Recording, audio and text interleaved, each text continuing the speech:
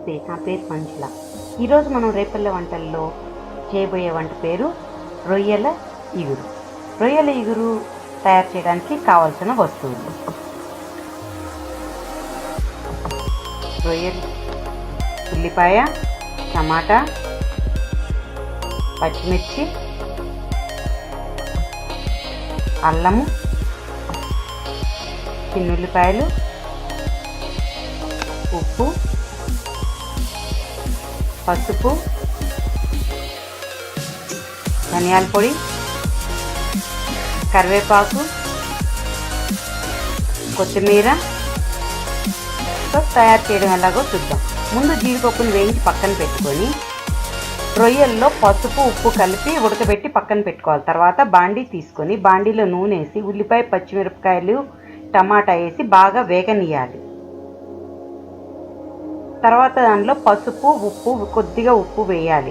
ఎందుకంటే మనము ఆల్రెడీ రొయ్యలు ఉడకబెట్టినప్పుడు వేసాం కాబట్టి కొద్దిగా వేసి తర్వాత అల్లం చిన్నుల్లి పేస్ట్ చేసుకొని దాన్ని వేయాలి.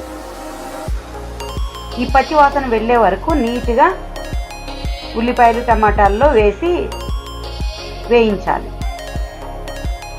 ఈ పచ్చి వాసన పోయి లైట్ బ్రౌన్ కలర్ ఉల్లిపాయలు, టమాటా వచ్చేసిన తర్వాత మనం ఉడకబెట్టి ఉంచుకున్న రొయ్యలు వేసి దానిలో ధనియాల పొడి కలిపి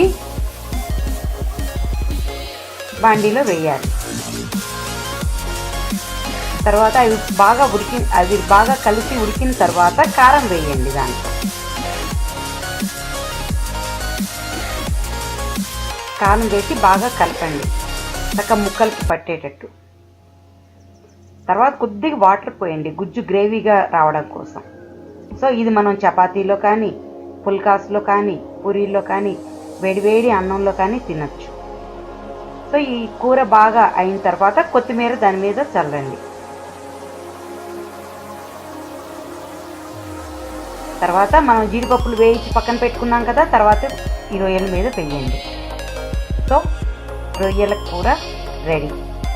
సో మీకు నా వీడియో నచ్చితే లైక్ చేయండి, కామెంట్ ఇవ్వండి, సబ్స్క్రైబ్ తప్పకుండా చేయండి.